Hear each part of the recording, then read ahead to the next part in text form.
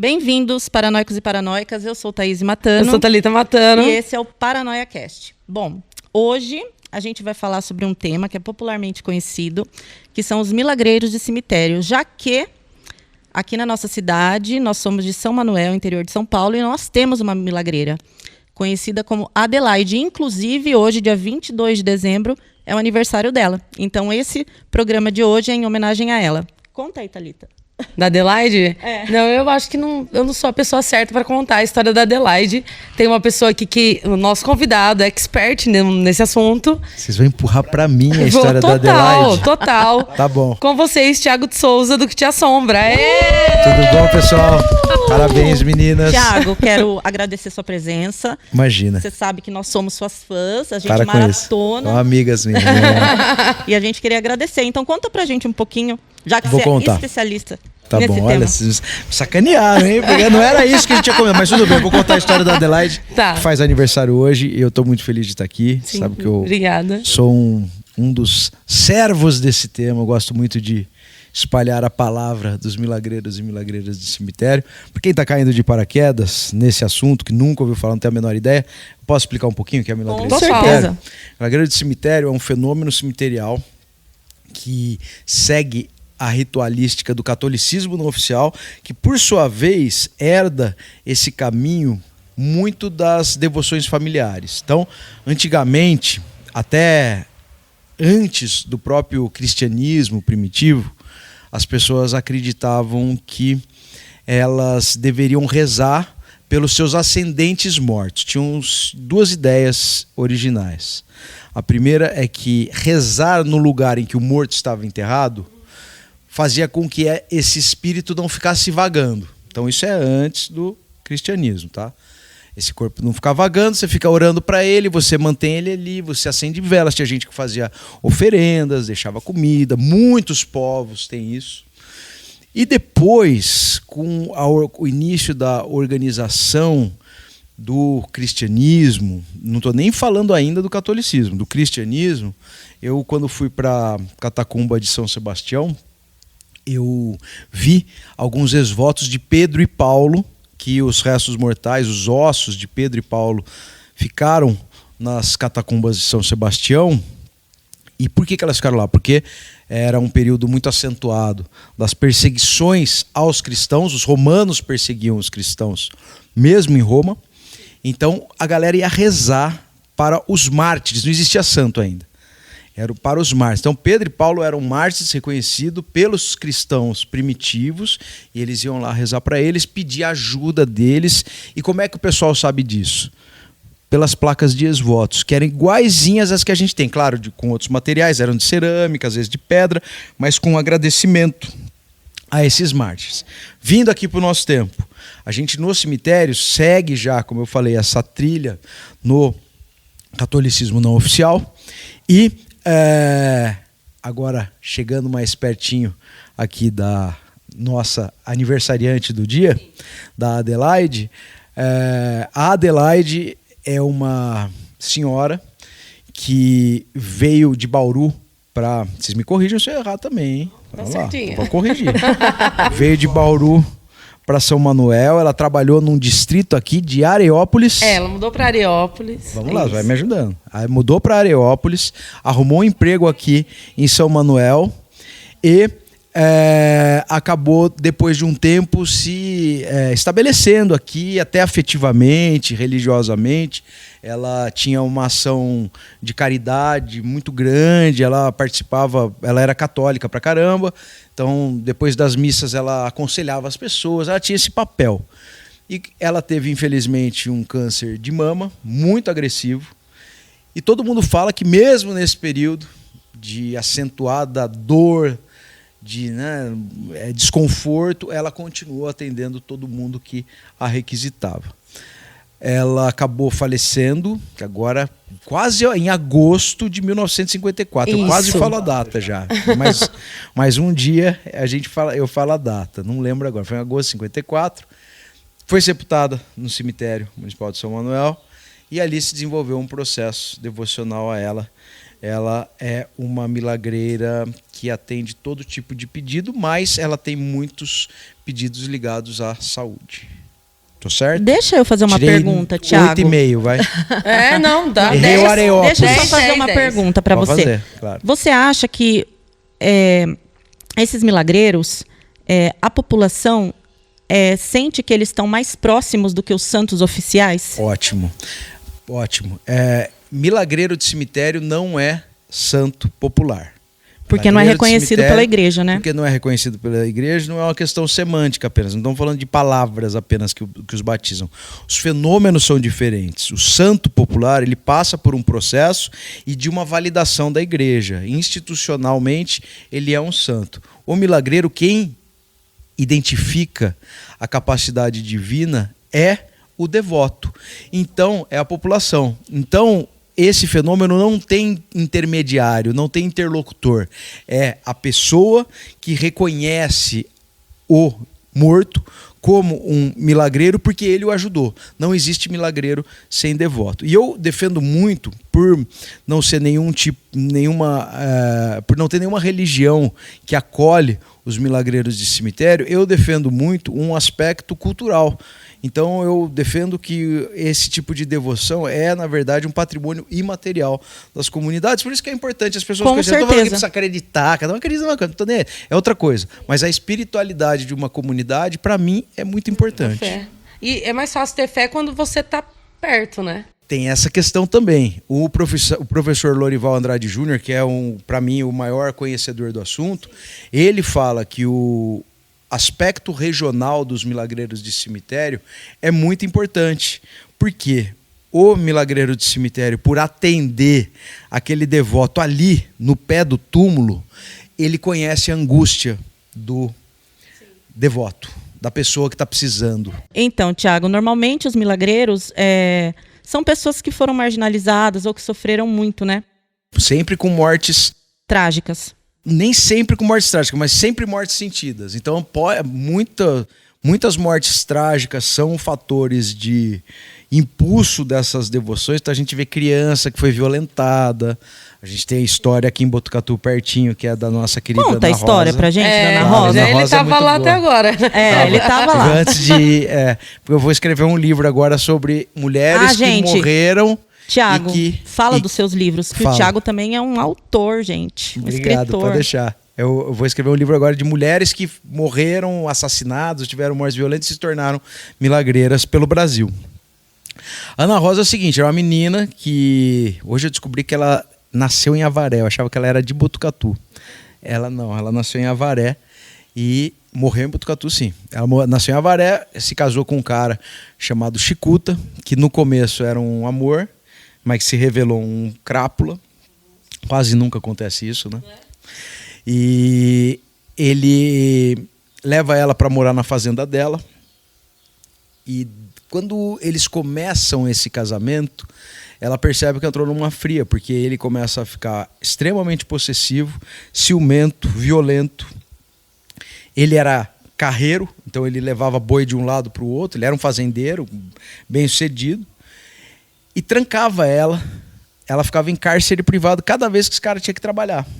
Então ela ficava trancada, ela ficou casada há 3 anos, tem 2 versões, uma de que ela se casou com ele com 15 anos, tem outra com 17, me parece que 17, pela literatura e pelas datas, pelo encontro de datas, me parece o mais correto, porque ela morreu com 20 anos, então ela ficou casada há 3, ela casou com 17. Então, Ana Rosa pede para um funcionário da fazenda ajudá-la a fugir para Botucatu, aí sim Botucatu, porque ela tinha uma tia que chamava Losada em Botucatu. Eles partem de Avaré, que é meio longe, não é do lado, é perto, mas não é do lado, então eles passam a noite cavalgando, chegam em Botucatu de meio de madrugadinha, assim, e o único lugar que tem uma luz acesa na cidade é a zona do Meretrício. Ela pede ajuda lá, a Fortunata, que era cafetina, recebe ela. Ela fala que estava atrás de uma tia, Losada. Ela conhecia a tia porque a tia era costureira, inclusive das moças. Então ela falou, fica aqui que a gente dá um jeito, vai encontrar sua tia e tal. Tá bom. O Chicuta volta de viagem, fica ensandecido quando vê que a mulher fugiu, vai para Botucatu, começa a procurá-la, vai num boteco e fala, olha, não sei quem é essa mulher, mas chegou uma galega nova ali na zona. Ele já imaginou que fosse ela, chegou lá nervoso pra caramba, a hora que vê que ela tá lá, e ela fala pra ele, ó, eu prefiro ir embora morta daqui do que voltar para aquela fazenda com você. Ele vai pro boteco, enche a cara, acha 2 matadores e aí traçam um plano para pegar a Ana Rosa, para ele se vingar de Ana Rosa. O plano era o seguinte, ele contrata a Chicuta e o Hermenegildo e ele contrata o Costinha e o Hermenegildo. E o plano era o seguinte, o Costinha ia até essa zona, ia falar que estava com um carreiro também, que estava com uma tropa de bois que ia levar para o Paraná, porque ela tinha parentes no Paraná, então o Chicuta imaginou que ela fosse querer fugir para lá.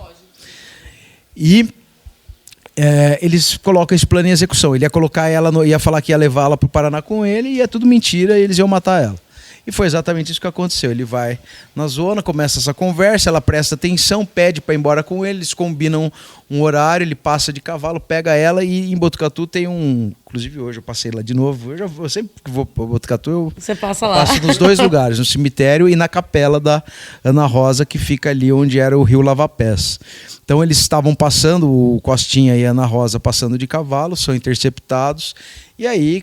Porra, uma tragédia. Os 2 seguram ela, o Costinha e o Hermenegildo. O cara faz toda a maldade possível. Nossa, mas teve muito requinte de crueldade, muito. assim. É Não, absurdo, imagina, ele é um filho da puta, a testemunha, que é uma senhora que estava... É uma senhora que era uma escravizada, que estava... Agora eu não sei se ela trabalhava numa fazenda ou se ela tinha fugido, ela estava escondida. Eu acho que ela trabalhava numa fazenda. Ela viu e falou que ele começa, depois de violentar ela, ele dá uma mordida e arranca a bochecha dela. Gente, e começa é uma história, ele é um monstro. esquartejar ela, viva. É terrível. Viva. Não que se tivesse morrido, ia ser melhor. Começa a cortar ela inteira viva, os seios. Falou que é uma coisa horrorosa a cena. Eles fogem, largam o corpo dela lá com o peito espalmado, como se fosse um peixe, sabe? Quantos Peixe que anos, se abre assim. Quantos anos a Ana Rosa tinha? 20. Gente, era uma criança, né? 20. Pois é. Ela morreu dia 21 de junho de 1885. E ela é encontrada por um tropeiro aberta, inteira, em cima de um espinheiro, com um punhal no coração. Ele avisa a polícia começa a investigar, essa mulher se apresenta e fala que viu os caras, eles são presos, processados, e aí tem algumas versões também. Uma versão dá conta de que o único que foi preso foi o Hermenegildo, e o Costinha e o Chicuta foram soltos, e por legítima defesa da honra. Que é um absurdo. Que acabou em 2023, Sim, né? Edmil, faz essa lista, estava em gente, 1800, até 2023 é tinha um essa absurdo. tese aí. Mas aí o que tem uma virada essa história que eu acho curiosa. A Ana Rosa primeiro é sepultada no cemitério que era atrás da Matriz de Botucatu, perto de onde é hoje o Fórum, e esse cemitério é desmobilizado e depois ela vai para o... como é que chama? Não sei o que das Cruzes. Esqueci o nome. Portal das Cruzes. Boa. Obrigado. Salvou. Portal das Cruzes. Falei 30 vezes hoje, esqueci agora. Sempre assim, tá vendo? Não precisa se preocupar. Portal das Cruzes. E o que é interessante, quando a Ana Rosa chega na cidade toda retalhada, falam que o corpo dela não cheirava morto, cheirava rosa. E quando exumam o corpo dela e levam para o Portal das Cruzes, também tem esse cheiro. Mas tem uma outra história que é mais fantástica, que o corpo dela, quando fazem a exumação, ele está incorrupto e estava todo desmembrado. Estava perfeito. Ninguém entende isso até hoje. Essa é uma história, claro, que mora nesse universo da crença popular. Ela é sepultada lá. Muito bem. O que acontece com os caras, né? É a melhor parte. Logo depois, essa é a melhor parte da história. O que acontece com os caras? O Hermenegildo, que é o único que vai preso, morre na cadeia de varíola. O Costinha, tem 2 versões, por isso que eu falei que tem 2 versões. O Costinha foi preso também e também morre na cadeia. E o único que é solto é o Chicuta. Mas, nessa versão que eu acho mais interessante, o Costinha, que tinha sido absolvido, é vai cortar uma árvore e cai o tronco da árvore em cima dele e mata ele esmagado. E o Chicuta vai arrumar uma roda do carro do boi que está atolado e a roda do carro do boi passa no pescoço dele e Bem corta feito. Eu adorei o pescoço final. dele. Ela virou uma milagreira de mulheres agredidas. Né? Muito Mas bom. Aparentemente ela se vingou, né? Lindamente. Parece que sim. Tiago, deixa eu fazer uma pergunta pra você. Você que vive em cemitérios, você já teve alguma experiência estranha? Ah, Conta. não, na verdade eu tive uma experiência esquisita no cemitério da Lapa, mas não foi nenhuma, nada disso. Foi uma vez eu tava fazendo uma gravação até pro livro que eu tenho, né? Tô fazendo uns registros pro livro que eu fiz de Milagreiros do Cemitério da cidade de São Paulo. E era bem cedinho, né? Final de semana eu vou muito cedo pro cemitério para não atrapalhar as famílias e tal. E eu tava gravando e vi que tinha um túmulo numa parede, assim, que eu falei, nossa, que santa será que é aquela que tá? Dá pra ver que tinha uma santa dentro de um armário, numa cortininha. E eu fui tentar aproximar. Quando eu aproximei, bateu uma névoa. E não tinha nada de vento, tava dia lindo. Uma névoa com cheiro muito forte de vela e de incenso. Foi muito esquisito. Então, em cemitério, foi essa a coisa mais estranha, assim, mas... Qual a sua história, a história que você acha mais fascinante de milagreiro? Você tem uma preferida? De assim? milagreiro? Puta, tem tantas, eu acho. Acho que fascinante de milagreiro. Ana Rosa, pra mim, é uma Ana delas, Rosa tá? Entre as eu top também, 5, tranquilamente. Pra mim também. Eu gosto da Maria Jandira, da minha cidade, que é interessante. Maria Jandira é uma menina que o pessoal imagina que ela fosse uma prostituta, começou a se prostituir depois de ter sido abandonada em Campinas, arrumou um cara. Você vê que sempre tem um filho da puta na história, né? Sempre. Sempre tem um arrombado. E o cara era amante dela, enfim. A história real é que era um amante mesmo, mas a gente usa muito a história popular porque esse amante dela, inclusive foi investigado na época, então eu não uso o nome mesmo dele, até porque tem familiar. Hoje os familiares não tem nada a ver com a história, então para não confundir os assuntos, a gente coloca um nome fictício de Carlos. E ela combina com esse cara de ir embora de Campinas para eles viverem o amor deles na intensidade que eles queriam. Ela compra o vestidinho de noiva, compra a passagem, malinha, vai para a estação ferroviária no dia e ele não aparece. E ela, tomada daquele amargor, né, da rejeição, volta lá pro bordel que ela vivia, que era de uma cafetina chamada Laudelina, coloca o vestido de noiva, joga álcool no corpo e até afoga em si própria, se mata desse jeito. Ela vai pro cemitério da Saudade de Campinas, é sepultada às custas das amigas, né? Cemitério da Saudade é o seu preferido, não é?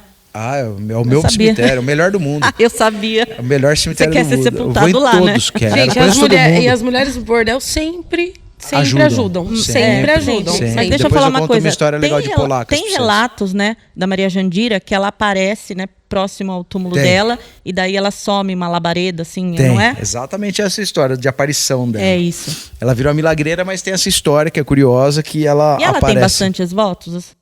Tem muito. E ela também... É que eu nunca fui no dela. Falam que ela é Rosa Caveira, né? Essa é outra coisa legal, porque ela, além de aparecer, né, como você lembrou, tá?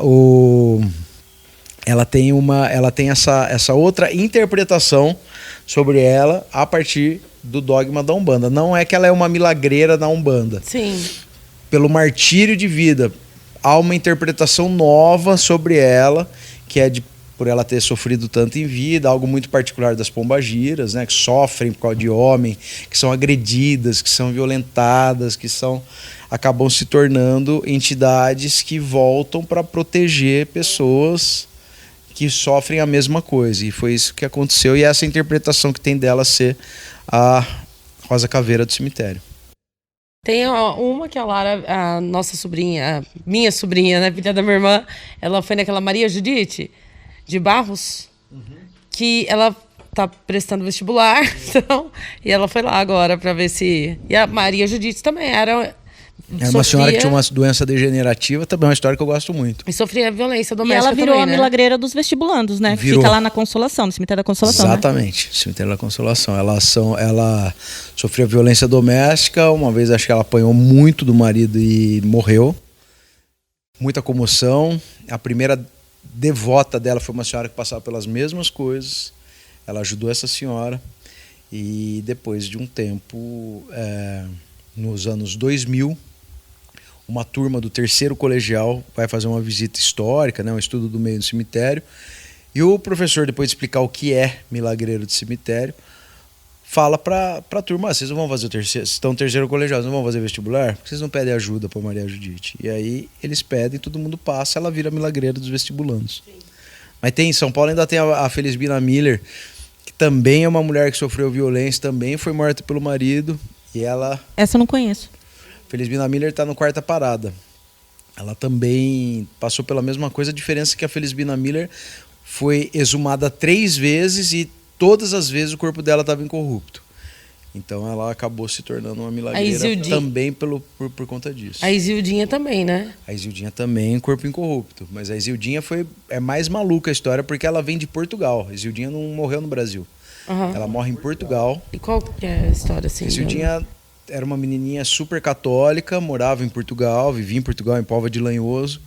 E morre de leucemia. Até aí tudo bem, ela é sepultada em Guimarães, que é uma cidade pertinho de... que é uma cidade pertinho, não, uma cidade portuguesa, né? E é sepultada lá, muito bem. Passam 39 anos, morre um outro irmão dela. E ele é sepultado em outra cidade, que agora esqueci o nome da cidade que ele é. Mas enfim, ele é sepultado nessa cidade. Passa um tempo, a família decide exumar o corpo dele e trazer pro túmulo, para o jazigo da família em Póvoa de Lanhoso. E o irmão dela, que morava aqui, fica puto da vida. Porque fala: por que vocês fizeram isso com o meu irmão e não fizeram isso com a minha irmã? Faz o seguinte, ele estava riquíssimo aqui e falou: eu vou mandar dinheiro para vocês, exumem a Isildinha e manda os ossos dela para mim aqui, que ela vai ficar comigo, para onde eu for eu vou levar a Isildinha. E aí quando exumam o corpo dela, depois de 39 anos sepultada, ela estava perfeita. E mais do que perfeita, as rendas, o vestidinho, estava tudo perfeito. A galera assustou a hora que viu, já não queriam mais mandar, falou: ih, essa menina deve ter alguma coisa, deve ser, né, santa, aquele papo todo. E ele falou: não, pode mandar, já paguei, por favor, manda. E aí mandam para cá. Em 1950, ela é sepultada na Necrópole São Paulo, que é um cemitério que fica na Cardeal Arco Verde. E depois de 8 anos, o Altino muda para Monte Alto, pertinho de Ribeirão. E exuma de novo a Isildinha, ela tá perfeita. Sempre. E gente, é surreal, né? É surreal. E vai de novo, e volta de novo, vai para Monte Alto agora. Chegando em Monte Alto, a cidade constrói um mausoléu. A fama da Isildinha esse tempo era muito grande, no Brasil inteiro. A Zizi Posse chama Maria Isildinha por causa da menina Isildinha. A Rita Lee era devota da menina Isildinha. A avó da Rita Lee era devota da menina Isildinha e ela acabou herdando essa devoção. Então assim, ela era muito famosa. Então quando ela chega em Monte Alto, tem uma multidão esperando ela. Eu fui lá e vi as fotos, é uma coisa muito impressionante. Se tratando de uma criança que morreu, né? E depois de mais de 40 anos, porque a esse ponto, 38, quase 50 anos depois da morte dela. Foi a nova acomodação da Isildinha. E aí ela vira uma super milagreira. É uma das mais também lembradas, assim, junto com Maria Judite, sim, Ana Rosa. Ana Rosa é muito importante no contexto das milagreiras. Eu acho que até hoje, né? Principalmente no momento que a gente tá vivendo de tanto feminicídio, porque tá cada vez pior. Tá piorando. Engraçado isso, né? Engraçado. É uma tragédia, né? Melhora, né? Não, com mais piora. se fala, parece que deu uma acentuada, né? Assim, exatamente. Piorou de forma muito... Mas a história louco, da Ana né? Rosa é uma história chocante, né? É chocante. Mas sabe o que eu acho mais maluco? Que não é difícil encontrar histórias muito parecidas hoje.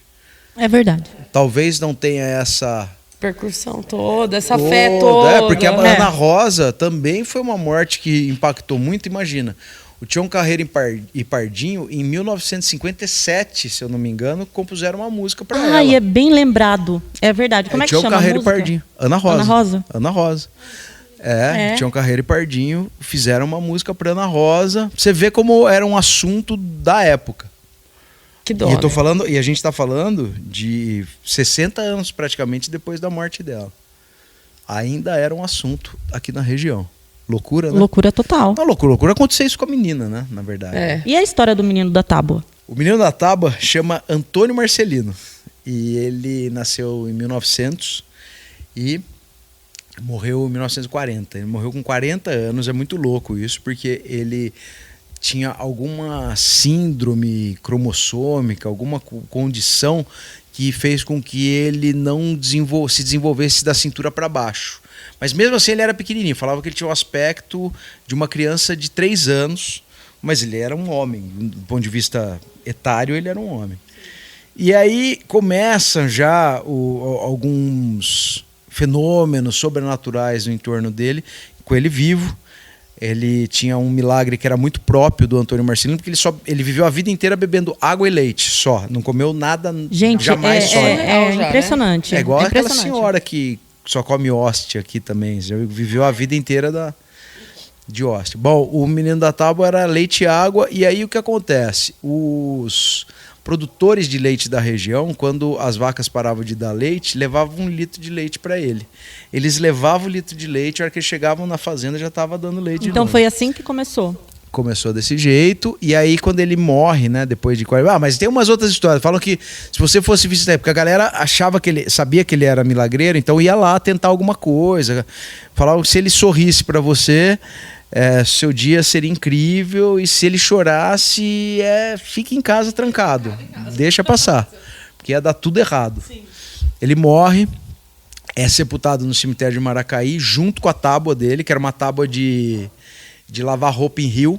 Então ele passava o dia em cima dessa tábua, pelado, sem nada. Quando alguém ia visitar, a mãe dele colocava na genitália dele assim um paninho só, porque não se mexia também. E ele ficava assim o tempo inteiro, porque quando esfriava, a mãe cobria ele, ficava com pena, cobria ele, e ele não mexia nada. O bracinho era todo atrofiado, só que ele amanhecia sem nada, ninguém entendia isso. Como é que ele tirava a coberta, a roupa, ele conseguia tirar. Bom, enfim, morreu, e aí começou um processo devocional muito grande já no túmulo dele nessa época, em 1940. E foi aumentando. Todo tipo de milagre. Tem um monte de milagre. Tem um milagre assim, os mais famosos, eu acho, deles são o da bicicleta, que você vai até hoje na sala de milagres, tem uma bicicleta lá, porque o pai de um menino que teve poliomielite falou que se pegou poliomielite, foi diagnosticado e falou: se meu filho não tiver nenhuma sequela, eu compro uma bicicleta para ele e uma para o menino da tábua. Não sei o que ia fazer, mas foi isso que ele prometeu. E ele foi lá e entregou Olha, gente, a bicicleta. A outra é de uma enfermeira que descobriu também um câncer super avançado já, um prognóstico muito ruim, e foi fazer o pedido para o menino da tábua e tudo bem, fez um pedido, mas ainda assim estava muito desanimada, tal, já estava pensando em parar de trabalhar, enfraquecida. E depois que ela fez esse pedido, ela acordou muito bem. Não entendeu muito bem, mas bom, enfim. E aí foi pro hospital refazer os exames muito estranhos, resultados ótimos de tudo. E aí começaram a fazer novamente, se aprofundarem nos exames e viram que ela estava curada. Ninguém sabe, quer dizer, essa é uma história, né, gente? Você fica doente, você vai se tratar, vai no médico, você vai passar no vestibular, você estuda. Sim. Exatamente, também não vai deixar tudo pro milagreiro, né, gente? Não pode deixar tudo só os milagreiros também. Eles dão uma forcinha sim, na cabeça, no espírito e tal, mas faça a sua parte. Mas toma vacina para não pegar poliomielite, que é importante. Tomar vacina é importante. Exatamente, não pode deixar tudo importante também falar pro isso em milagreiro. 2025, né? Que vacina resolve. Nossa, então... Bom, é isso. Eu queria fazer uma pergunta agora, mudando um pouco, né? Queria perguntar do loiro do banheiro. Gente, toda cidade tem uma loira do banheiro, né? Mas a original é de Guaratinguetá. A original. A gente quer saber da original. A original chama Maria Augusta de Oliveira Borges. Ela foi casada com o conselheiro Dutra Rodrigues, Francisco Antônio Dutra Rodrigues, que era um professor de direito romano da Faculdade de Direito de São Paulo. Ela era filha do Visconde de Guaratinguetá e ela não era loira. Não? Ela era ruiva. Ela não era loira? Ela era ruiva, é verdade. Eu já vi a foto, é ruiva. Ela era ruiva. Tinha cabelo crespo e era ruiva. A Maria Augusta... Será que o espírito que aparece, eles acham que então, é legal essa. O cabelo era claro, né? Então acho que eles hoje em dia loira. passou um blondor e foi pra cima. A Maria Augusta acabou se casando com esse cara ela tinha 14 anos, ele tinha 34, ele já era um idoso, né? Tinha 34 anos na época. Na época deixa baixo. 34 era velho. Deixa baixo. Na época ele era idoso. E lógico que ela não queria ser casada, a menina de 14 anos. E a Maria Augusta é meio revolucionária, né? Porque ela abandona um casamento com um partidão para todo mundo. Quem arranjou o casamento dela foi o marido da princesa Isabel. Nossa, meu Deus. É tudo, assim, é tudo Você vê muito que ela protagonista era... da história do Brasil. A loira Ligado? do banheiro tá lá, o sobrenatural tá lá. E aí o que acontece, assim, adiantando bem a história para ela foge depois que o pai dela morre para a França. É um escândalo, ela é convencida a voltar, ela volta para cá para desfazer o casamento com o cara, mas depois ela volta de novo para a França e pega a raiva, essa doença que também tem que dar vacina pro cachorro para não pegar, né? Ela pega a raiva humana e acaba morrendo na França. O corpo dela é embalsamado lá mesmo, trasladado para Guaratinguetá. Nesse tempo a mãe dela já era viúva e morava nessa mansão dos Viscondes de Guaratinguetá, que era a maior casa da cidade. Ela fica um tempo numa redoma de vidro e as primeiras aparições dela são lá. Ela bate nesse vidro e fala que pedia água, porque ela tinha muita sede, porque raiva da hidrofobia, então a pessoa tem sede, mas não consegue beber água. Então é por isso que falam que para chamar a loira do banheiro tem que dar descarga, abrir a torneira. É, sempre ligada à água. Você pode ver como ligada à água. Sempre ligada então à água. É e a isso. aparição dela também é ligada à água, né? Mas o que acontece para ter aparição em escola, que acho que é o que interessa todo mundo? A mãe dela, depois de ter um sonho com ela, em que ela pede para ser sepultada, e ela faz isso, ela vende aquela casona imensa, e a única pessoa que tinha dinheiro para comprar era o Estado. Então o Estado compra aquele casarão, aquela mansão dos Viscondes de Guaratinguetá, e o que ele vai fazer com aquilo? Faz uma escola pública. Então as aparições dela na escola têm a ver por causa disso. Começa a aparecer a casa dela. A casa dela, que era a própria casa dela. Sim. É por isso que Louco, a loira né? do banheiro... E toda cidade tem sua loira do banheiro, né? Mas é legal isso. Eu falo que a loira do banheiro é muito importante para a gente entender a matriz de todas as histórias ligadas à loira do banheiro. Seja no Brasil, para Bloody Mary, muito parecido. É muito parecida. Uma versão da nossa loira do banheiro. É verdade. Agora também vou mudar um pouco de assunto, que é uma história muito interessante, que eu gosto bastante. Você também é no cemitério Père Lachaise, aquele da Madame Strogonoff? Essa eu não sei muito, mas você que vai me contar agora. Aí pronto, tá vendo? Tá. Você gosta muito, conta pra nós. Qual que é? Que essa eu não sei. Ela era uma... Ai, não lembro se ela era uma condessa, uma princesa. É alguma coisa, gente. Eu não... nobre. Era nobre. Era nobre, isso. E o túmulo dela é magnífico. E ela, quando ela faleceu... Não tem nada a ver com o estrogonofe, com o prato. Não tem nada a ver. Tem nada a ver. E quando ela faleceu, ela disse que quem conseguisse passar 1 ano no túmulo dela, porque o túmulo, você sabe. Vai. Pra continuar, vai lá. Bem. Quem conseguisse passar 1 ano dormindo no túmulo dela, embaixo, porque é enorme, é um túmulo maravilhoso, iria receber toda a herança dela. Que ela Ninguém deixou... ficou? Não, Pô, não, porque fácil. as pessoas que tentaram... Eu também ficava. Não, eu também penso que eu conseguiria ficar, mas as pessoas que tentaram, o último acho que foi um médico, ele conseguiu ficar acho que alguns meses e ficou louco. Acho que todo mundo ficou louco, então, não sei também. Aí não sei se tem uma maldição, mas eu sei que daí o governo parou. Mas agora não dá mais tempo. Mas é real, será? Só que assim, Imagina, com o YouTube não, com o TikTok hoje, tem um monte de TikToker morando lá. Só que o túmulo dela é interessantíssimo, porque tem vários símbolos ocultistas, sabe? Aí falam que ela era... Porque tem símbolo de vampiro, sabe? Tem o infinito, tem vários. Tem vários. É mesmo? Que legal. Eu sei do Père Lachaise. Eu sei do Père Lachaise. Eu fui pro Père Lachaise antes de começar a estudar milagreiro. Fui em 97 no Père Lachaise. Eu morro de vontade de conhecer. É legal. Mas eu lembro pouco porque era uma época, enfim, que eu usava muita substância proibida hoje, então eu não lembro direito as coisas que tinha lá. E eu, inclusive, eu fui lá pra visitar o Jim Morrison, que era esse barato. Era outro rolê. Mas hoje, desde 2016, eu poderia voltar, porque eu nem bebo mais, não bebo nada com álcool desde 2016. Mas foi uma visita mais maluca do que necessariamente cultural. E mas lá você foi tem no a parte dos vampiros e tal. do vampiro, sabe o que que é? Sabe por quê? É assim, eu tenho obrigação de falar, eu estudo arte tumular. Então, o símbolo do morcego em túmulo não tem nada a ver com vampiro.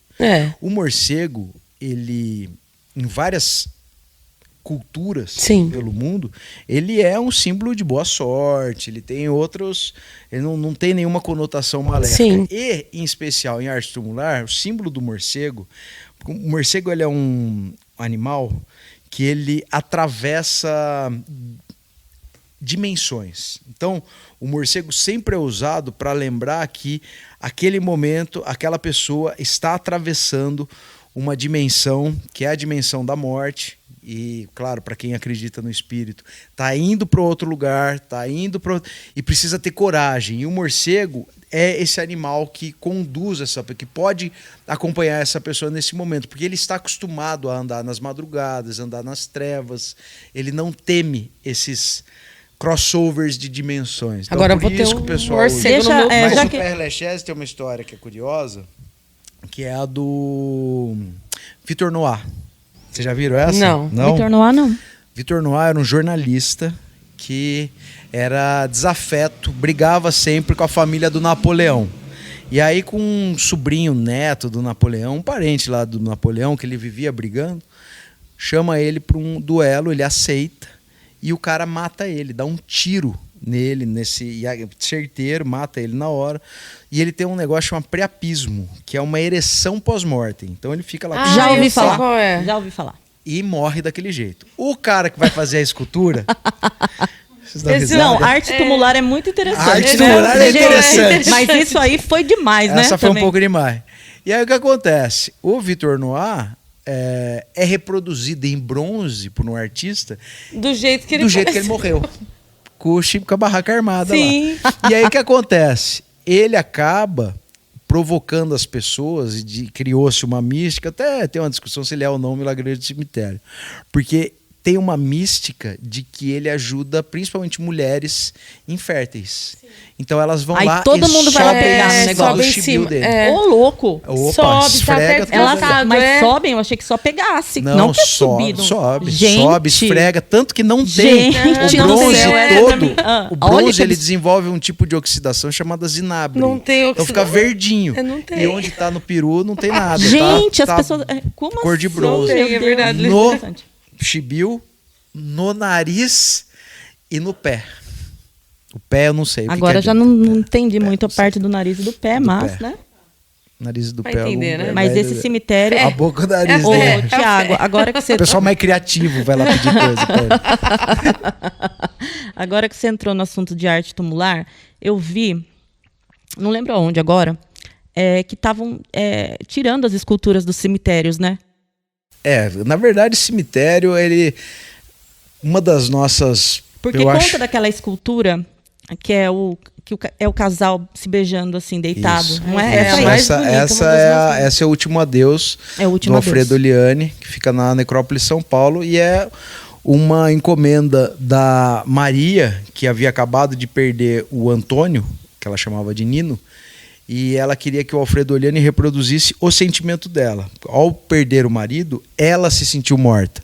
Então ela pediu para reproduzi-lo como era o amor que ela sentia por ele, forte, viril, bonito, e ela completamente devastada. Então a escultura é um cara segurando a cabeça de uma mulher morta, beijando, e na verdade quem tinha morrido era ele e ela estava viva. Era essa a inversão. Mas a gente passou por um período muito ruim dos cemitérios, principalmente na pandemia, quando as pessoas pararam mesmo de ir nos cemitérios, a não ser para enterrar gente, que foi gente pra caramba, a gente sabe, mas para frequentar o cemitério, para visitar seus entes queridos. Os pesquisadores também não puderam ir nessa época. Então se perdeu muita coisa. Tem muita coisa para proteger. Eu sempre agradeço a metade cheia do copo, não a vazia. Então podia ficar reclamando de tudo que a gente perdeu e não vai resolver nada, né? A gente precisa cuidar do que sobrou. Então, mas realmente a gente perdeu bastante coisa importante. Em Campinas a gente perdeu, São Paulo perdemos, Piracicaba perdemos. O cemitério daqui está bem cuidadinho, o cemitério de Botucatu também está muito bem cuidado, viu? Os cemitérios daqui, as municipalidades aí estão de parabéns por terem conseguido manter. Eu percebo isso, o zelo, pela ausência de placas, porque principalmente, tem dois tipos de roubo em cemitério mais constantes. Um é de quem fuma crack mesmo e rouba Vaso, metal. é, Não, metal. metal. Rouba coisa de metal. Então, a plaquinha, vasinho.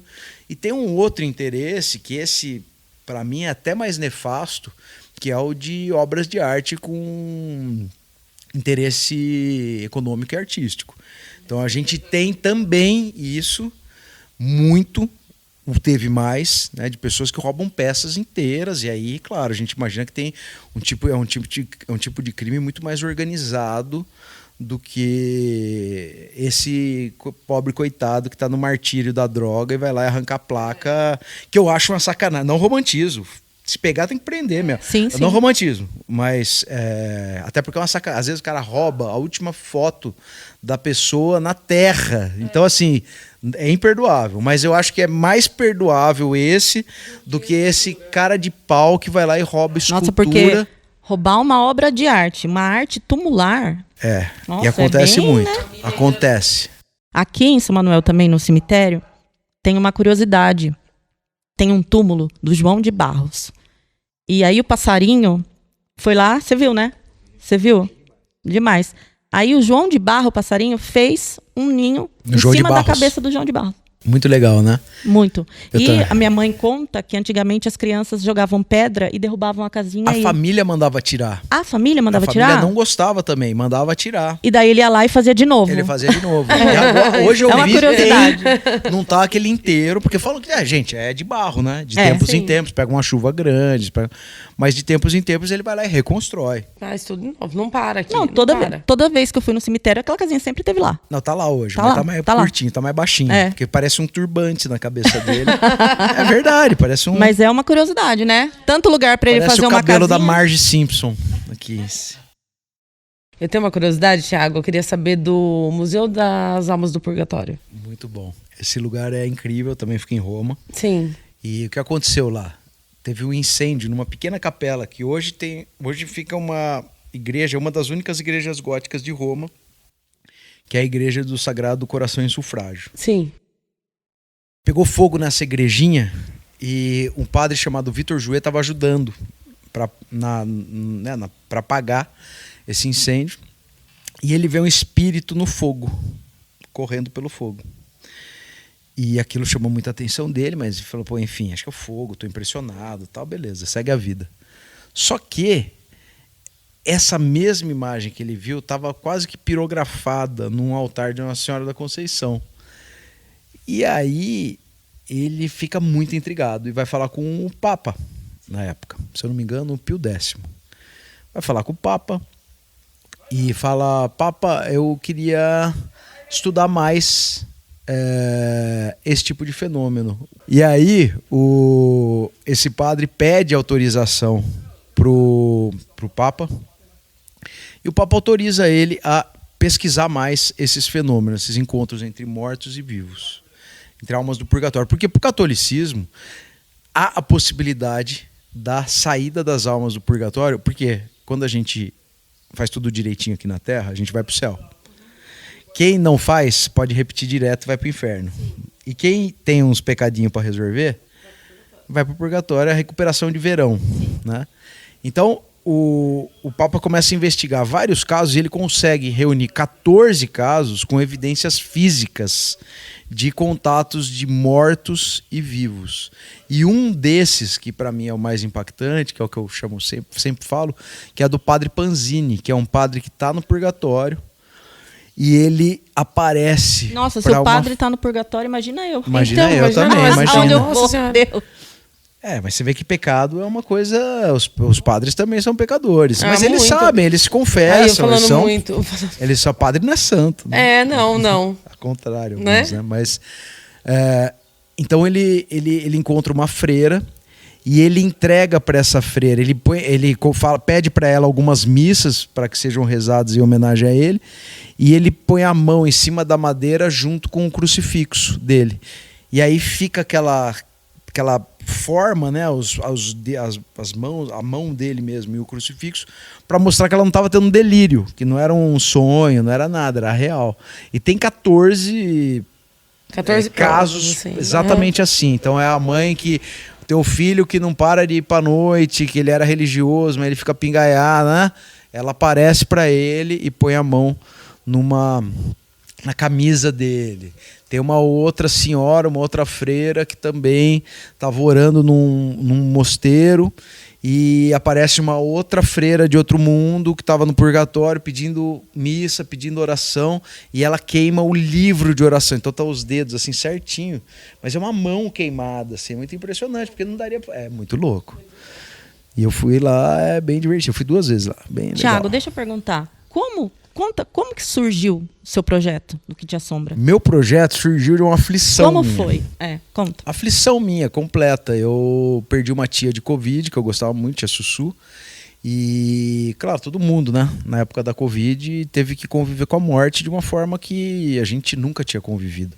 Só quem tinha passado pela epidemia de gripe espanhola em 1918 que tinha vivido alguma coisa parecida, de muita gente morrendo ao mesmo tempo. Isso é uma loucura. E aí eu tava consumindo muito esse tipo de conteúdo. Sempre gostei de filme de terror, não sei o quê. Você também gosta? Cemitério, eu gosto, mas não era um aficionado. E aí eu começo a consumir muito, me dá muita vontade de ver. Eu já tinha um documentário sobre ensino de cuidado paliativo, porque minha sogra morreu de câncer e ela, faltando 3 semanas para morrer, foi eleita para o protocolo de cuidado paliativo. Eu achei muito bonito aquilo. E eu fiz um filme com a Faculdade de Ciências Médicas do Unicamp sobre o ensino de cuidado paliativo. Então eu comecei a gente começa a ficar mais velho, começa a interessar mais. Quando você passa da metade e começa, né, a gente tem nosso ápice físico, tudo começa a descer, você já começa a ficar meio preocupado. Com medo. Precisa interessar mais nesse assunto, começa a ficar mais espiritualizado. Né? É que sempre tem acontecer alguma coisa, né? Pra você começar, igual eu comecei a me interessar muito porque eu tive uma paralisia do sono. Interessante. Nossa, fiquei assustadíssima. Interessante mesmo. Também? Você já teve, Tiago, paralisia? Já tive. Como que Eu foi nunca a sua? tive paralisia. Minha paralisia... Eu tive uma semana assim, de paralisia Mentira. do sono, quando eu era mais moleque, na minha adolescência, assim. E foi ruim, né? Como todo mundo. Só que depois agora eu fui ver, né? Chama sono REM. Rapid Eye Movement, que é o último, é um estágio mesmo, né? Que você ainda não está completamente desconectado, então é uma desconexão do cérebro e não com o corpo, mas não dele com a consciência, então você está lá de algum jeito. E aí, cara... Mas você foi atacado? Então, esse lance de ser atacado... É porque eu fui. Então, esse lance de ser atacado, esse lance de ser atacado é curioso, porque tem um outro fenômeno dentro desse universo do sono REM, que é o dos fenômenos íncubos e súcubos. Exato, né? íncubos e súcubos. Masculinos, súcubos femininos, que tem atração sexual, assim, uma coisa de tentar pegar. Tem gente que se sente violado mesmo. E aquilo, né? Quem vai dizer que é verdade é mentira? É uma sensação bem esquisita. Quando eu tive, eu não me lembro de ter tido muito isso. Embora tenha um peso no peito, assim, muito próprio, né? De quando você tá, não sei se é pela ansiedade, pela agonia. Mas eu lembro de ter visto alguma coisa estranha no meu quarto, assim, que é aquilo, né, gente? A gente também não sabe qual que é o estágio seu de estar tendo um sonho, se não tá. O meu não foi sonho, não. Eu tava né? acordada. Puxou ainda o edredom. Puxou meu né, edredom. dela? O meu puxou, foi assim. O que aconteceu com você? Aconteceu assim. Eu tinha acordado, tava chovendo, eu voltei a dormir. Falei, vou colocar um filme, vou dormir mais um pouquinho. Pronto. Do nada, eu senti uma coisa puxar meu edredom. Só que eu tava trancada dentro do quarto. E a hora que eu fui tentar me mexer, eu não conseguia me mexer. E puxou. Mas sabe quando você sente um sentimento de raiva? E tinha alguma coisa ali, só que eu não sabia o que era, e uma coisa que tinha muita raiva. E daí eu não consegui mexer, né? Obviamente, fiquei lá paralisada. A hora que eu consegui me mexer, não tinha nada no quarto. Mas você viu um negócio na beira da cama, não viu? No pé da cama? Eu vi, né? Só que Lá tem história, tem uma história que é mais lendária, assim, muito recorrente, também conectada, que é mais brasileira, que é a pisadeira. a pisadeira. A pisadeira é. pisa no seu peito e fica agachada, e o pessoal fala que a pisadeira tenta arrancar a última coisa que você comeu. Então ela provavelmente vai mexer na sua boca e vai puxar de dentro o que você comeu pela outra vez, para ela comer. Que você comeu. Então, um jeito de não ter a pisadeira é não comer antes de dormir. Mas... E outra coisa, se você come antes de dormir, você vai dormir mal. Isso é biológico. Sim. Não tem jeito. Então, o grande barato, na verdade, é que a gente começa a transitar por pontes que podem ser explicadas e por outras que a gente não sabe explicar ou não sabe o que sentiu. É muito agoniante, né? Desesperador. Falava para não comer muito antes de dormir, porque senão a pisadeira ia aparecer no seu quarto. É isso aí, a pisadeira vem mesmo. Ela vem e pisa em cima e tenta arrancar de dentro do seu estômago o que você comeu. Então você vai sentir gente mexendo na sua boca, você vai sentir esse peso no peito. Tem esses outros que eu falei de íncubos e súcubos que, porra, é muito pesado, esquisito, porque, porra, cara, mexe na gente, né? Sim. Porque é bem estranho, né? Mas, enfim. Como foi ver os restos mortais do apóstolo Pedro? Foi O muito que você sentiu? A energia do lugar. Eu não sou super religioso, mas foi muito... É diferente, né? É o cara que jantou com o JC, né? Então. É diferente, cara. O cara jantou com o JC, né? Na última noite dele aqui, na passagem dele pela Terra. Então, porra, é diferente. Só para entender, o Vaticano, a Basílica de São Pedro, fica num antigo circo de Calígula. Na verdade, é uma necrópole, porque para entender a dinâmica, ficava um circo de Calígula, que era um imperador que era um cara muito louco. O Calígula, ele... Calígula. É o Calígula. É o Calígula. Calígula. Teve filho com... Todo mundo. Todo mundo. Jogou na água, fez ondinha, ele era queria saber. muito violento. O Calígula, ele tinha um circo, que era um circo mesmo de morte, de corrida de cavalo, e circo de dos gladiador, horrores. de não sei o quê, do lado do Vaticano. Onde é o Vaticano? Então tinha uma necrópole. Constantino construiu a primeira basílica de São Pedro ali. O primeiro templo de São Pedro ali. E aí, como eu falei para vocês, há uma desconfiança de que os restos mortais de Pedro e de Paulo, mas de Pedro fundamentalmente, ficaram na catacumba de São Sebastião. Quando Constantino começa a olhar para o cristianismo com algum interesse, ele começa a tentar capturar essas relíquias, tentar guardar. E aí o que fazem, né? Encontram depois de um tempo, e isso eu estou falando dos anos 40, se eu não me engano foi até o Papa Pio XII ou Pio XI, foi um desses papas dos anos 40 aí, ele queria ser sepultado ao lado de São Pedro. E todo mundo imaginava que ele pudesse estar na Basílica de São Pedro, mas ninguém sabia exatamente onde. Já tinha alguns trabalhos arqueológicos nessa necrópole do Vaticano, e aí ele manda começar a procurar. E aí acham o quê? Uma urna com ossos amarrados com o manto de Constantino, com todos os símbolos de Constantino. Então falam... É isso que a gente estava procurando. Já tinham relatos históricos de que era assim, que estava assim, eles encontraram e aí desenvolvem esse espaço, que é uma escavação embaixo da São Pedro. E a gente faz um passeio dentro da necrópole que é diferente. Que ele é mais chatinho para ir, porque são grupos de 12 pessoas, nem é porque é caro, nem é nada, é porque você precisa calhar de você conseguir. Como é que é isso? Então, você Conta pra liga para prenotar, você vai lá e manda uma mensagem por e-mail, ou você conversa com eles e você fala que tem interesse em fazer o passeio, fala a língua que você fala, que você quer o guia, e se formar um grupo e você conseguir se encaixar nesse grupo, tem 120 pessoas por dia, 10 grupos de 12 pessoas em 10 línguas diferentes, você tem que conseguir encaixar ali. E eles, você fala qual que é o período que você vai ficar em Roma pra gente te avisar que tem vaga. E é isso, eu fiz assim, eu dei sorte, eu fiz assim, eu fiquei um período em Roma, mas assim, em 10 dias me ligaram, falaram, tem uma vaga, tem 3 vagas aqui, vocês querem? A gente foi. E aí o fim desse rolê é exatamente no sepulcro de Pedro. Então eu fiquei alguns metros, assim, uns 1,5 metro, tal, de uma caixa que tinham esses ossinhos, dava para ver um pedacinho do osso.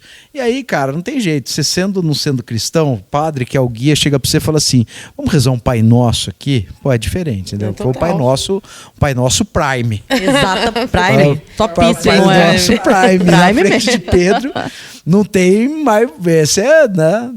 Na nossa igreja aqui também tem uma relíquia de Santa isso que eu ia Terezinha. falar. Tem um pedacinho do osso.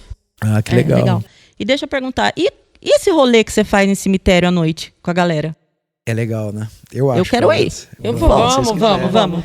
Quando vocês quiserem. Pô, então, a gente... Primeiro, o que te assombra nasce dessa angústia minha, e aí eu faço o quê, né? Eu começo a juntar histórias da minha cidade de Campinas, primeiro para levar para internet, mas não tinha graça nenhuma levar mais um cara contando história sombra, ninguém aguenta mais. E aí eu falei, eu podia levar as pessoas nos lugares que aconteceram e contar as histórias lá e dividir a minha experiência com as delas. E foi super louco, assim, porque o primeiro passeio já tinha uma porrada de gente, mais de 100 pessoas. Nossa, tudo isso! E foi uma loucura, porque era de carro, então virou um caça-tesouro caótico na cidade, uma merda, uma bagunça. E aí o que eu fiz? Eu falei, porra, vamos organizar isso. A gente dividiu o passeio, virou um passeio no centro da cidade e um passeio no cemitério. E tudo a pé, porque só quem tinha carro podia participar. Não na Consolação? Assim. Não, em Campinas. Em Campinas, isso. Da Saudade. Tudo começou em Campinas. Mas já era à noite? Não, de dia. De dia? E não, já, de ir já para chegar à noite é muito convencimento, muita conversa. Nossa. Para eu conseguir fazer à noite. Porque não é conseguir fazer à noite uma vez. Sim. É conseguir fazer à noite sempre. Porque muita gente que tentou fazer uma vez errou a medida. E aí só teve um. Teve um, aí tinha, nego vestido de caveira, outro de abóbora, outro de fantasma. O cara falou, velho, você vem fazer farra aqui. Pô, minha avó tá enterrada aqui, minha mãe, meu irmão, tal. O que é isso? Não é um baile de Halloween, não pode ser. Mas as pessoas então, perdem a noção, né, gente? Um lugar de então respeito. A gente fez um tempo importante de dia. Comecei a fazer a noite em Campinas. Começou a ter um resultado importante. Foi tão importante, porque assim, eu acompanhava no Facebook, quando falava, vai ter passeio. Pô, no começo, o cara fala aí, ó, satanista, ó, o cara vai fazer sacrifício, eles vão lá pra transar. Era tudo isso, eu escutava isso tudo. Foi fazer tudo ritual. Bem. Vambora, vamos indo. E a gente conseguiu, com 2, 3 anos, mudar completamente a percepção das pessoas. Porque quem tinha curiosidade, mesmo que falar, eu vou lá pra ver o que porra esse cara tá fazendo lá. E aí vai e fala, cara, é legal isso. E não é um passeio de assombração. O cemitério que tem história de assombração, eu conto. O que não tem, eu não invento. Então tem São Paulo, tem o cemitério Necrópole de São Paulo, não tem nenhuma história de assombração. O Araçá não tem nenhuma história de assombração. E tudo bem. Mas tem várias histórias. Porra, história de milagreira, história da Nair Bela, história do cara, do Dene. Tem um monte de coisa que dá pra gente ficar legal. É que eu não fico com essa obsessão do tema. O que te assombra não tem nada a ver com assombração. O que te assombra nasceu, a frase, o que te assombra é uma pergunta. Nasceu fazendo uma reflexão do que, se o que te apavora de verdade era o fantasma ou o que causou o fantasma. Porque tem 80% dos fantasmas são por violência, escravidão, apego.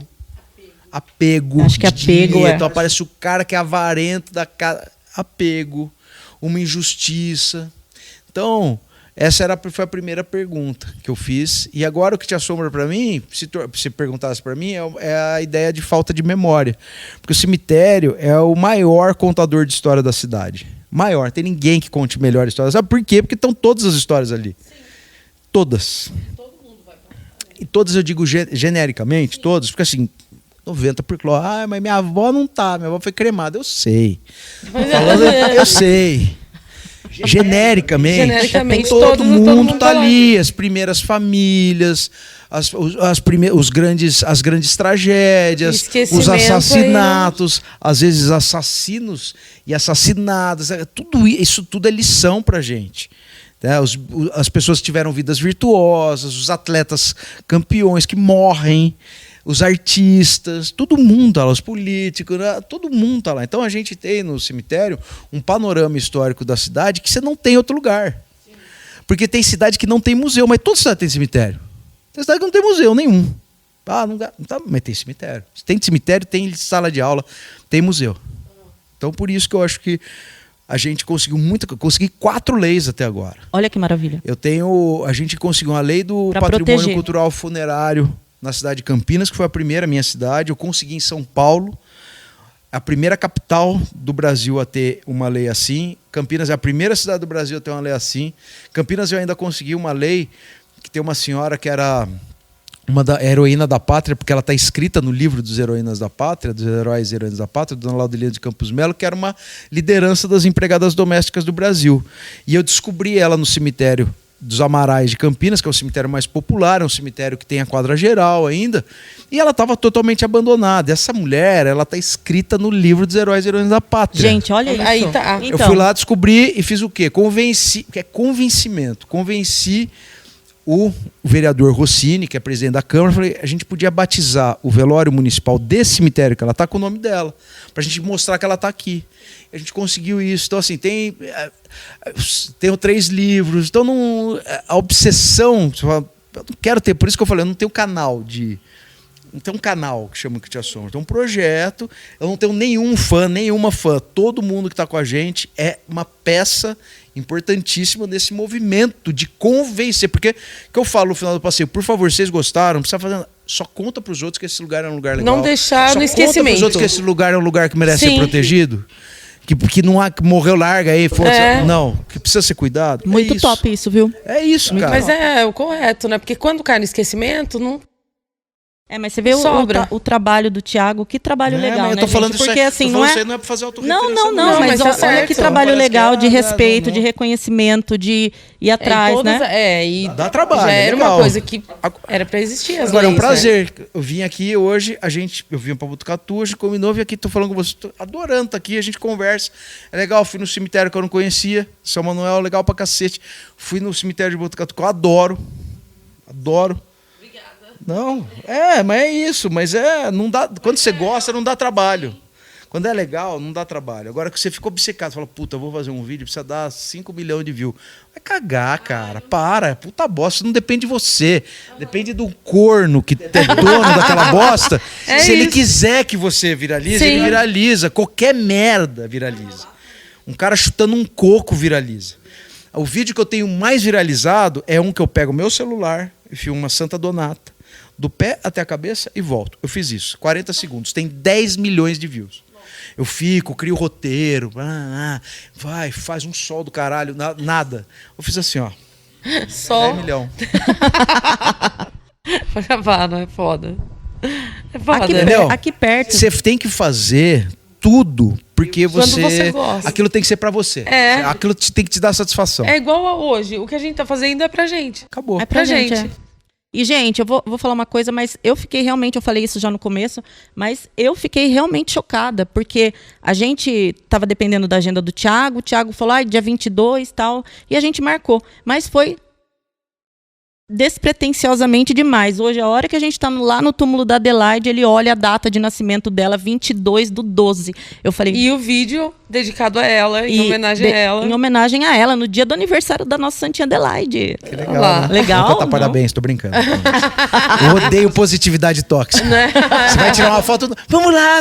Odeio isso. Tanto que eu odeio ter que pedir... like, puta que baixa astral, pra se cara. inscrever. Matar. Mas tem, né? Vocês têm que falar, já me convenceram. Não, porque a hora que vai pedir, ele pede até desculpa. Ele fala, eu acho favor, muito gente, desculpa, chato fazer isso.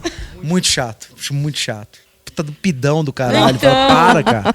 Pedindo. Não, meus amigos são tudo cara de pau. Aí já deu like, não sei o que. Eu falei, ai, gente, que vergonha. Deixa a pessoa, se ela quiser, ela dá. Mas eu vou pedir. Tem que pedir. Thalitinha vai pedir hoje, né? Vou pedir, lógico. Tem que pedir. Aí, galera, curtam o vídeo, deixa o seu like, sigam o canal. Já aproveita o gancho, já. Ativa o sininho de notificações, compartilha com os amigos, Esse eu nunca pedi. Esse eu nunca falei. Então agora vamos O do sininho? Meu Deus, imagina. Se eu falar sininho, minha língua apodrece na hora. Não volta mais. Gente, ativa o sininho do Thiago. Ativa o sininho do Thiago, não te assombra. Sou casado, porra. Ativar meu sininho, não. Deixa o meu sininho quieto aqui, porra. Olha o que ele a cabeça dele. Eu sou quinta série, não adianta. Eu também. Eu também. A hora gente que é. ele falou a estátua, na hora eu lembrei do negócio Do quê? Da estátua que o cara tá armado. Uma ereção. Na hora Porra. eu lembrei que ela tava desbotada, eu já comecei a dar risada. Falei, eu sei qual estátua. Você já lembrou Nossa, na eu lembrei hora. na hora, quinta série também. Não, mas esse cemitério é maravilhoso, né? Não, Père é Lachaise surreal, é um né? dos cemitérios que são como referência, né? Porque a França também foi um país importante para o estabelecimento do cemitério graças ao Napoleão. Por quê? Não é só porque tinha uma teoria higienista chamada teoria dos miasmas, que consistia na ideia de que o cheiro de morto dentro de igreja causava doença respiratória. Essa foi a grande desculpa de todos os reis, de todos os imperadores, não sei o quê, para começar a tirar o monopólio da Igreja Católica, porque o monopólio da morte era da igreja. Só que a grande treta é que dava muito dinheiro também para a igreja, e a igreja era muito poderosa. Vários reinos e países tinham associado o poder político com o poder religioso. Tanto que o Brasil só deixou de ser católico como religião oficial quando veio a República. Então faz pouco mais de 100 anos que a gente tem um país laico. Pelo menos estão tentando, né? Então os caras começam a tirar. O Napoleão é um cara que começa a organizar. Por isso que o Père Lachaise é um cemitério importante para o estabelecimento até desses novos designs fúnebres, né, de arte tumular, os conjuntos escultóricos novos, as capelas. Aí depois a Itália faz isso também. A Itália demora mais para tirar os caras de dentro da igreja, né? Tanto que em Roma tem um cemitério em campo aberto mais antigo, é o cemitério de acatólicos. Tinha muito inglês, muito alemão que vivia na Itália, e os caras não podiam ser sepultados dentro de campo santo católico. Então eles eram enterrados ou em qualquer lugar, mas aí conseguem uma autorização especial para fazerem um cemitério de acatólicos. Isso ainda no final do século XVIII, quer dizer, 1700. Gente, quando eu falo que o Thiago sabe, ele sabe, né? Ele tem muito conteúdo, ele gente. sabe. Não é nada, é TDAH isso. É hiperfoco, é diferente. Hiperfoco dele. Não eu também queiram tenho. ter isso, é uma maldição.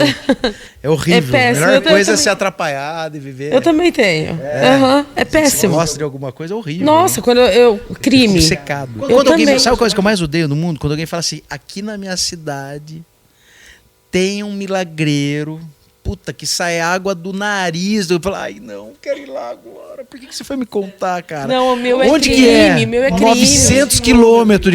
Porque se é 10 mil quilômetros, tudo bem, eu não vou. Mas 900, vai. fala, puta, dá pra ir, né? Tem um cemitério. Outro dia eu fui, sabe onde eu fui outro dia?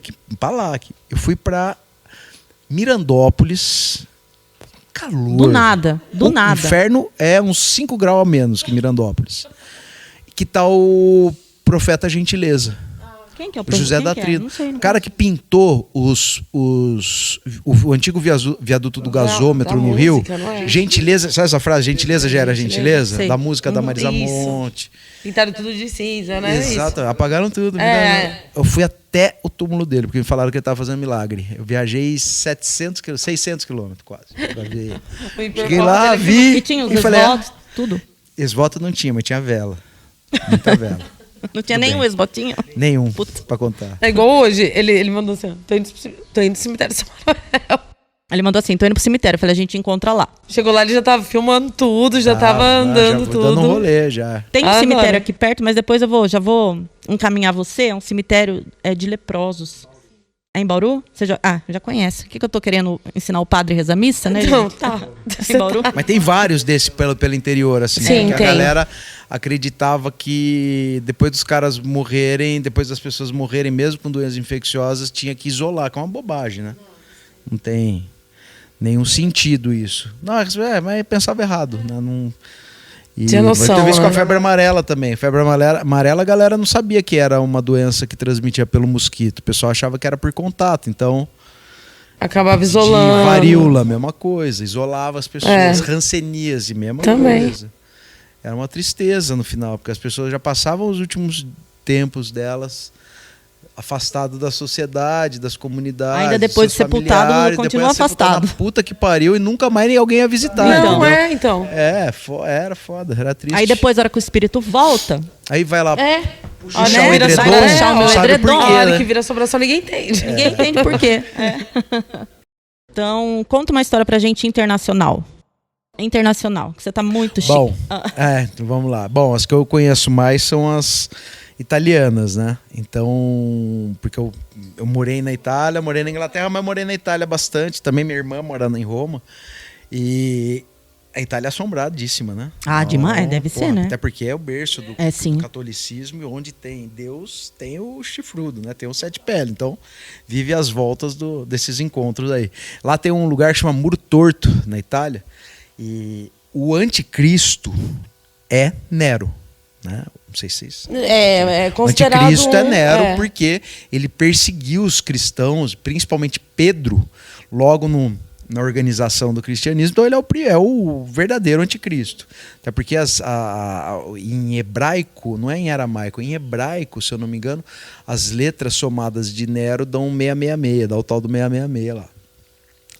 E aí, o que acontece? O Muro Torto fica pertinho de um lugar que chama Piazza del Popolo, que tinha uma basílica também. E o Papa, uma época, encontrou lá as cinzas de Nero. E ele falou, gente, o que a cinza de Nero está fazendo dentro de uma igreja? Esse filho da puta que joga longe isso aqui. O que eles fizeram? Jogaram num muro, para lá do Muro Torto. Para fora dos muros da cidade, para fora do Muro Torto. Que já era um lugar de enterrar gente... bandido, forasteiro, feiticeiro. Naquela época tinha muito estigma, todo mundo, né? Prostitutas, até uma pena, né? Pessoas que acabavam sendo estigmatizadas. Jogaram o Nero lá e desde então começa a aparecer demônio lá. Inclusive o Nero aparece por lá junto com os capetas. Mas do lado tem a via... tem um lugar chamado Vila Borghese do lado, que também tem uma coisa curiosa, que são as aparições de um lobisomem italiano, que para mim tem o nome mais legal que existe, que é Lupo Manaro. O francês é Loup-garou e o lobisomem é Lupo Manaro. Eu adoro lobisomem também, porque eu tenho um livro de lobisomem, chama Conheço o Lobisomem do Seu Bairro. Vocês gostam de lobisomem? Sim. Tem muito lobisomem aqui? Tem, tinha um que trabalhava com a gente. Ô, louco. É isso que eu falo, que tem que conhecer o lobisomem do bairro, então, porque ele trabalha falava que ele junto. transformava, assim. A gente tinha um funcionário e acho que ele tomava todas. Aí já vai de você Vai de acreditar cada ou um. não, tá? Ou é lua cheia ou é cara cheia, uma das duas coisas. Aí um dia ele chegou ralado, eu falei assim, o que aconteceu? O que você fez esse final de semana? Ele falou assim, corri 7 fazendas. Ele falava que ele era lobisomem. 7 fazendas, tem princípio, ele já Ele falava, sabe os corri fundamentos. 7 fazendas. Porque é isso? A sina do lobisomem é correr 7 fazendas. Ô, louco. É Nossa, ele não tem essa condição de saber isso. Sério? Ele não tem, claro. Ah, Essa não, uma isso das daí ele sinas. não tem como 7 saber. é o número de lobisomem. 7 fazendas, 7 Pronto, freguesias, vou começar 7 a seguir 7 esse cara. porteiras, na verdade. Eu vou Vocês não começar a sabiam seguir. disso? Não. E ele não... Coitado não, coitado de quem encontrou com ele nas Não, 7 vamos fazendas. seguir. Não, aí eu tava com outra pessoa, a pessoa falou assim, nossa, ele é... Lobisomem. É lobisomem. Lobisomem. Os lobisomens tem vários jeitos de saber lobisomem, né? Tem um jeito mineiro de saber quem é lobisomem, que tem 2 formas, né? Mas peraí, fala. a pessoa, você que tem livro, Vamos lá. me explica. Como a pessoa vira um lobisomem? Como ela vira um Porque lobisomem? falam que tem que ter 6 filhas e o 7º filho. Vamos homem, à né? origem do lobisomem. É, a Onde origem. vem o lobisomem? Isso. Lobisomem. A gente tem 2 origens do nosso lobisomem possíveis. A primeira é a partir do mito de Licaão, lá da Grécia, quando Licaão, que era um rei de um reino chamado Arcádia, recebia todo mundo que chegava no reino dele, todos os peregrinos que chegavam no reino dele, ele matava. Zeus fica sabendo e vai até Arcádia, mas ele não vai de Zeus, ele vai vestido de peregrino para ver o que o Licaão ia fazer com ele. Ia tentar fazer com ele, né? E aí, quando ele chega no reino, o Licaão vai para matá-lo, os súditos do Licaão falando, calma que esse cara aí tem alguma coisa. Aí ele falou, vamos testar? Ele pega um escravizado dele, mata e serve a carne do cara para Zeus. Zeus fica puto da vida, transforma ele num lobo e queima o palácio dele. Então esse é o caso 0 de lobisomem, porque a gente entende como lobisomem, porque era um ser humano transformado em lobisomem. Qual que é a metáfora disso? Um cara que não pode viver em comunidade. Ele era um bárbaro, ele matava as pessoas que iam no reino dele, por ele ser um animal. Sim. Ele tinha que ter forma de animal. E é isso que Zeus transforma ele. Já que você não consegue conviver com outras pessoas, você vai ser o que você é um bicho, você vai virar um lobo, que era um animal tido como muito agressivo, como, né, movido pelo instinto. E tem mais de um mito tipo de lobisomem? Tem mais de um vários. tipo? Esse mito de Licaón vem para o Brasil. E aqui no Brasil, a gente tem mais duas possíveis matrizes. Uma que não é muito lobisomem, por isso que eu falo que tem duas, na verdade, mas tem uma que parece também, que é o capelobo, que é um lobo já dos nossos indígenas, que é um homem tamanduá. Então ele não é um canídeo, imediato. Tem uma outra versão dele que é o homem-anta. E tem o Luizon, que é, na verdade, o filho de Itaú, o sétimo filho de Itaú, que tá vendo o 7 de novo, tem o lance do sétimo filho, depois eu explico isso. Ele é o filho de Taú e Querana. Por quê? Taú é uma entidade meio demoníaca, mesmo para a mitologia indígena. Ele rouba Querana, que era uma indígena linda, e força o casamento com ela, uma história horrorosa de estupro, não sei o quê, e Jaci fica muito brava, que é filha de Tupã, Deus, né? Tupã, e ela amaldiçoa a prole. Eles têm 7 filhos, o sétimo é Luizon. Um dos filhos dele, até é legal aqui pertinho de Botucatu, terra do Saci, o Yaci Aterê é um dos irmãos. O Yaci Aterê é um desses seres mitológicos, desses elementais que influenciou o nosso Saci. Só que o interessante é que o Yaci Aterê, ele é loirinho, de olho claro, cabelo enroladinho, meio até albino, assim. Ele não é negro como o nosso Saci, que ele se torna negro a partir do contato dos povos de África, né?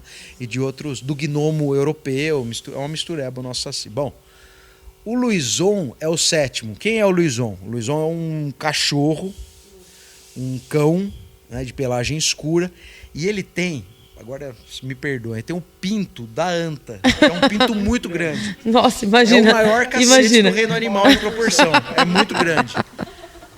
Foda, mas é verdade. Tem que explicar. Imagina. Por que é importante falar isso? Sim. Porque o lobisomem, ele é um ser com um signo masculino. Não tem muita lobismulher. Quase não tem Mas lobismulher. existe? Pouquíssimas. Eu tenho um caso que eu vi de uma suíça originalmente, mas não foi julgada como licantropia, foi julgada como bruxaria. Então, por que eu estou falando isso? Porque o pinto é importante no contexto para mostrar que ele é homem. E ele é o Senhor da Morte. Veja, o homem, Senhor da Morte. Então, a gente tem essas duas matrizes de lobisomem. E aí aqui eles se misturam e acabam virando outros milhares de tipos de lobisomem. Cada região tem um lobisomem que é porco. Você fala, como tudo virou lobisomem no Brasil. Tudo que vira alguma outra criatura vira lobisomem. Tem essa que eu falei, que é diferente do tutumarambá, que é o tipo de homem do saco porco. Não é. O nosso lobisomem pode ser um lobisomem que tem origem em outros animais. Porque um dos jeitos de virar lobisomem, além desse de ser o sétimo filho homem de uma linhagem de outras 6 mulheres ou de outros 7 homens, é o da pessoa que tem a maldição se roçar no despojo de animal e virar o que aquele último animal que ficou ali era. Então, se for um porco que roçou ali, ele vai virar um lobisomem porco. Se for um boi, vai virar um lobisomem boi. Se for tudo junto, vira um lobisomem misturado. Então, aqui no Brasil tem o lobisomem preto, que é o tradicional, que somos nós, homens comuns, que viram lobisomem. A gente tem o lobisomem branco, que é um lobisomem morto, é a alma de um lobisomem. O lobisomem transformado é morto, ele fica ainda a alma dele e vira o lobisomem branco. Tem o lobisomem invertido, que é um lobisomem que, na hora da metamorfose, em vez do pelo ficar para fora, ele fica para dentro. Então ele fica em carne viva, ele é muito irritado. E tem o lobisomem misturado, que é esse que pode ser qualquer animal que essa pessoa se esfregou no lugar de despojo de bicho. Então, olha, não sabia de tudo Nem isso. eu, não muito, sabia. Muito. Os homens são complexos. Nossa, muito. Não imaginava. Muito complexo. Mas agora ele falar que correu 7 fazendas, eu tô achando estranho, viu? Eu também, eu acho que eu vou seguir esse cara. Precisa achar estranho, precisa achar que é um lobisomem. Não. Foi, você te deu a dica. E se você quiser saber, se um dia você cruzar um lobisomem, isso é uma receita mineira. Não tem um negócio que fala, volte amanhã que lhe dou o sal. Esse aí eu sei. É isso, é importante. Você tinha que saber se tinha um funcionário lobisomem. Conta. Não, é isso aí, você encontrar Conta um pra lobisomem, galera. o lobisomem vai pra você, você fala, calma, lobisomem. Mas tem que falar com sotaque mineiro, que é isso só em Minas que funciona. Calma, lobisomem. Volta amanhã que eu te dou sal. E aí no dia seguinte a pessoa vai lá. E daí você descobre pede quem é o sal. lobisomem. Porque... Outra estratégia é você distribuir sal na sua propriedade, quando você acha que tem um lobisomem invadindo. Quando ele voltar à condição humana, ele vai até a casa pedir água, porque ele vai estar morrendo de sede, porque ele vai passar a noite comendo sal. E por que sal? Tem que tomar um Diovan junto para baixar a pressão também, né? O sal e a pressão Sal alta. tem muita mística em volta do sal, né? É porque o sal tem aquela ideia divina do sal da terra, né? Da divindade que é o sal da Proteção terra. também, né? Mas no caso do O sal lobisomem, é porque não. o sal na verdade é um agente purificante, né? Então eu acho que é por isso que o sal está sempre ligado a isso, né? Tem um filme que era de um caçador de bruxos e ele ia caçar demônios, bruxos, não sei o quê. E ele salgava o chicote dele. Ele usava um chicote com sal para pegar demônio. Banho de sal. Banho de sal para desenergizar. É isso. Né? Depois toma um banho de erva por cima, pra também não ficar sem nada. Sem profissão. Sem proteção. Sem produção. Então, gente, para encerrar o podcast de hoje, eu gostaria de agradecer o Thiago. Obrigado. Obrigado, viu, Eu Thiago, que agradeço, por ter vindo. foi legal, A gente imagina. gostou muito Sim. mesmo. Que legal. Eu queria que o Thiago contasse um pouco mais sobre os livros dele e agradecer a presença dele aqui hoje. Espero que vocês tenham gostado. E é isso. Bom, eu tenho 3 livros, por enquanto, estamos fazendo o 4º e o 5º mais ou menos ao mesmo tempo. Então a gente tem Assombrações de Campinas, que são as histórias da cidade. Tem o Milagreiros de Cemitério, Cidade de São Paulo, que é um livro que eu conto bastante sobre uma jornada buscando os milagreiros da cidade de São Paulo e que acabaram rendendo mais do que o livro. A gente tem placa, hoje a gente está falando muito mais desse assunto, como se nunca falou. Aliás, estamos falando desse assunto como nunca foi falado, nunca falaram tanto de milagreiros de cemitério. Acho que a gente tem um grauzinho de responsabilidade nisso. E a gente tem o último livro, que é esse, Conheça o Lobisomem do Seu Bairro, porque se você não conhece o lobisomem do seu bairro, talvez seja você, então é importante. É quase que um serviço público, né? Quase, de informação. Eu estou achando que você é lobisomem, Thiago. Não, porque eu conheço do meu bairro, não sou eu. E a gente está no arroba o que te assombra em todas as redes sociais, é só aparecer lá. Gente, fala para ativar o sininho. Nem fudendo. Então é isso, galera. Sigam as meninas, não precisam seguir. Sigam o Thiago. E aí, então é isso, galera. A gente espera que vocês gostem do nosso vídeo. E até a próxima. Beijo, tchau. Beijo.